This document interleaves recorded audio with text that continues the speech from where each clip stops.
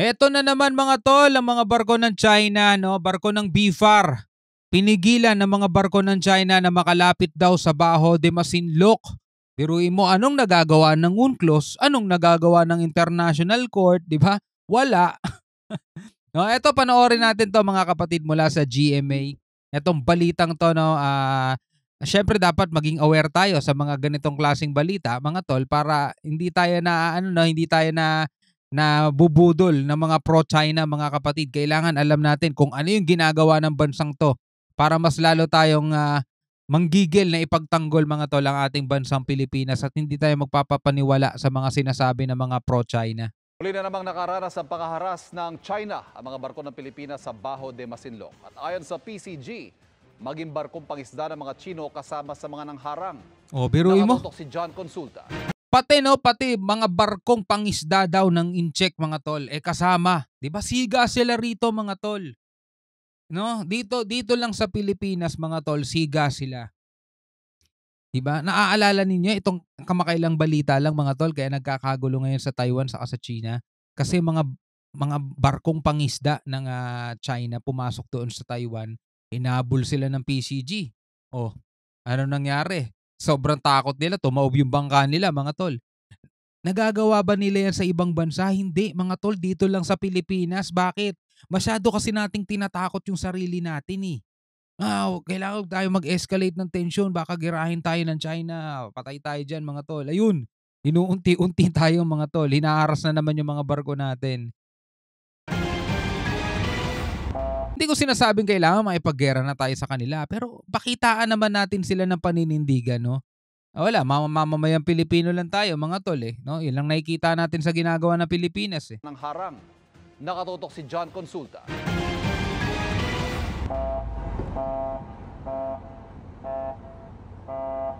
Pasado alas 8 ng umaga noong February 22, nagsimula ang tila patintero sa dagat ng BRP datos sanday ng Bureau of Fisheries and Aquatic Resources o BFAR at ng mga barko ng China Coast Guard at Chinese Maritime Militia. Do not interfere with this legal patrol of the government of the Philippines with REEC. Over. Nang makalapit sa Baho de Masinloc, 7 barko ng China ang pumipigil sa sinasakyan naming barko na makalapit sa gilid ng bahura. Sa kabila ng ating pagnanais na makalapit sa Baho de Masinloc, ay patuloy tayong hinaharang nitong mga tauhan ng Coast Guard ng China at pati yung kanilang Chinese militia. Sa katunayan, kitang-kita nga natin itong kanilang barko ay naka full reverse, hindi apa-abante, paatras, para lang harangin ang pagtakbo at paglapit ng barko ng BFAR na ito papunta sa ating mga isda para maghatid ng gasolina at tulong sa ating mga kababayan. Yan ang gusto ko sa media ngayon, mga tol. Expose nyo lang. Oo, expose nyo lang. Hindi natin nagagawa yan dati noong panahon ni Duterte. Diba? Hindi natin nagagawa yan, mga tol. Wala tayong kaalam-alam dyan sa nangyayari dyan. Hindi ko alam kung anong kalagayan ng mga mangingisda noong mga panahon na yun. Imagine nyo yun, mga tol, no?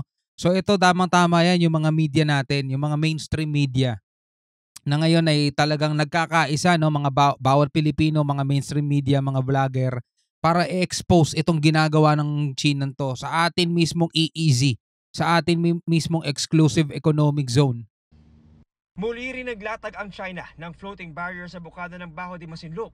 Sa pangaharang ngayon ng China, hindi lang ang Coast Guard at militia vessels ang nangaharang, kundi maging ang isang fishing boat na nasa 50 metro lang ang layo sa BFAR vessel. Kita mo to? This is the first time that the Philippine government monitored the presence of Chinese fishing vessel, participated in blocking and shadowing operation to prevent the BFAR vessel from moving forward or getting closer to Baho de Masinloc. Makaraan ng 2 oras, tuluyang nakalusot ang BRP Dato Sanday ng BFAR at nakarating sa mga mangingisda na naghihintay ng ayudang pagkain at libreng diesel para sa 44 na mother boats. Good. Masaya sir, kay malaking tulong para sa aming mangingisda.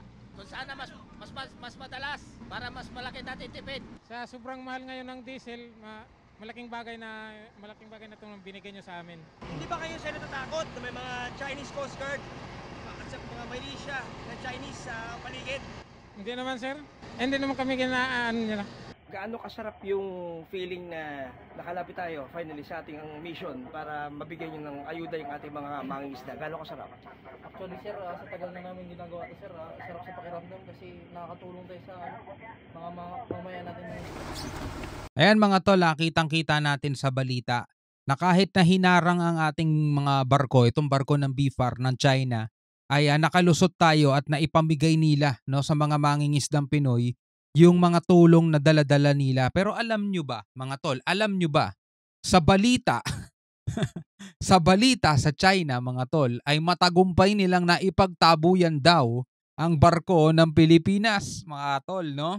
Ganon nila niloloko mga mamamayan nila. No? Ayan, kitang-kita naman natin mga tol, nakalusot yung BFAR at naipagtagumpay nating naipamigay sa mga mangingisdang Pilipino yung mga daladalang ayuda, no, at saka mga gasolina, 'di ba? Pero sa balita sa kanila, naitaboy daw nila mga tol. Ay nako po ang China. Tuloy mo. Ipinakita rin ng mga mangingisda sa GMA Integrated News ang mga huli nilang iuwi sa kanilang mga pamilya. Wow. Kinabukasan, nagkaroon kami ng pagkakataon na lumapit sa Bahura. At sa aming paglangoy sa northwest na bahagi ng Bao de Masinloc, talagang nakamamangha sa linaw ng tubig at ganda ng yamang dagat ng Bahura. Mula naman sa Himpapawid, kamangha-mangha ang mahabang shoreline ng Bao de Masinloc na patuloy na ipaglalaban ng ating gobyerno. Ayon sa PCG, tuloy din ang kanilang pagsisikap na maprotektahan ito laban sa cyanide fishing at iba pang banta. Right now, we are also reaching out to the UPMSI, no, ang ating mga marine scientists, also sa UP Visayas, no, to support the Philippine government. Itong paniniwala natin, no, itong mga marine scientists natin makakatulong sa atin na mas magkaroon ng valid assessment sa pagkasira ng marine ecosystem sa Bao de Masinloc. Kitang-kita naman natin mga tol, di ba? Na sobra-sobra talaga, no, as in talagang labag sa batas yung ginagawa nitong mga incheck, mga tol. Kahit na ito, hindi natin nakikita yung Vietnam dito na nangaharap sa atin, mga tol, no. Hindi natin nakikita yung Vietnamese o Vietnam na nagpapaalis o nanghaharang sa atin. Kaya talagang sa China lang tayo nakafocus, mga tol. Etong ginagawa ng China, mga tol, ang Baho de Masinloc ay pasok sa exclusive economic zone ng Pilipinas sa 200 nautical miles, no? Nasa 100 plus lang nautical miles yan eh. Pero ang layo niyan doon sa pinakamalapit na ng China, ng land nila, is nasa 400 plus nautical miles. Sa madaling salita, lagpas-lagpasan talaga sila doon sa 200 nautical miles na i-easy nila.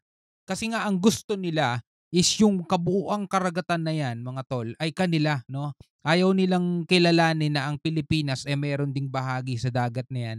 Meron tayong 200 nautical miles. Kaya naman talagang gusto nilang makuha yan kasi sagana yan sa likas na yaman eh. Sagana yan sa yamang dagat, mga tol. At dahil nga sobrang bumabagsak ang ekonomiya nila, mga tol, at sobrang nahihirapan at maraming mga inchik doon ang nagugutom. At eto, mga tol, gusto nilang kunin yung langis na nandiyan dyan, gusto nilang kunin yung mga isda, mga corals na nandiyan dyan, mga clam. Ayan ang ginagawa nila dyan, mga tol. Kaya wala silang isinusuko dyan kahit na yung claim nila, di ba, yung 10-dash line nila, or ano lang yun eh, imaginary line lang nila yun eh. Pero labag yun sa UNCLOS, labag yun sa Court of Arbitral Ruling, di ba, yung tribunal award natin. Labag yun dun eh, sa international court. Sad to say, wala nga lang talagang enforcement yung enforcer yung mga yun para ipatupad yung batas nila. Kaya yung batas nila, nagmimistulang batas hangin lang eh. Tayo yung nagpipilit na ilaban natin yung sinasabi ng international court. At eto nga ang dinadanas ng Pilipinas sa kamay nitong mga incheck na to, di ba? Kailangan talaga patigasan na lang ng dyan eh. Patigasan na lang ng mukha eh. Pero sila, walang makakatalo sa tigas ng mukha nila. Sa susunod na linggo, magde-deploy ang PCG para sa rotational deployment ng Baho de Masinloc. Mula sa Baho de Masinloc, para sa GMA Integrated News, John Consulta, nakatutok 24 oras. Binaliwala umano ng Pilipinas sa mga babala ng China at pinilit na manghimasok sa Scarborough Shoal o Baho de Masinloc ayon sa China Coast Guard. Sabi ng tagapagsalita ng China Coast Guard, ilang beses silang nagbabala sa BFAR na huwag pumasok doon. pero hindi raw pinansin ng barko ng BIFAR. Ano nga anong karapatan nila para pagbawalan ng Pilipinas? Exclusive economic zone yan ng Pilipinas. 'Di ba? Kaya etong pahayag ng China Coast Guard, walang kwenta yan, useless yan. Ito si spokesperson Ganyu mo. The Philippine Fisheries and Aquatic Resources Bureau Ship 3002 ignored China's repeated dissuasion and warnings and insisted on intruding into the waters adjacent to China's Huangyan Island. Oh, di ba? Ang tigas na mga mukha nila para sabihin pag-aari nila yan, mga tol. Ang nagbabala sa BIFAR na huwag pumasok doon, pero hindi raw pinansin ng barko ng BIFAR. Sabi pa ng China, standardized, legal at rational ang kanilang mga hakbang para itaboy ang barko ng Pilipinas. Ha? Batay saan? Saan? Batay saan? Batay saan yung legal na yon? Legal at rational ang kanilang mga hakbang para itaboy ang barko ng Pilipinas. Tigas na mukha nyo. Dagdag pa ng China Coast Guard, nilabag umano ng Pilipinas ang soberanya ng China at ang mga international law. Oh. International law! Nilabag daw ng Pilipinas ang international law, sabi ng delusional China. Sabi ng nagdidelusyon na China, international law. Sila nga yung lumalabag sa international law. Hindi nga tinanggap ng international yung claim nila. Ano pinagsasasabi nito? China Coast. May aral ba to? Aral lang ata ni Xi Jinping yung pinapakinggan nito eh. Nanang yan, no? Nilabag daw ng Pilipinas ang soberanya nila at saka yung international law. Ang kanilang mga hakbang para itaboy ang barko ng Pilipinas. Dagdag pa ng China Coast Guard, nilabag umano ng Pilipinas ang soberanya ng China at ang mga international law. Muli namang giit ni PCG spokesperson on the West Philippine Sea, Commodore J. Tariela, nasa loob ng Philippine Exclusive Economic Zone ang Bajo de Masinloc.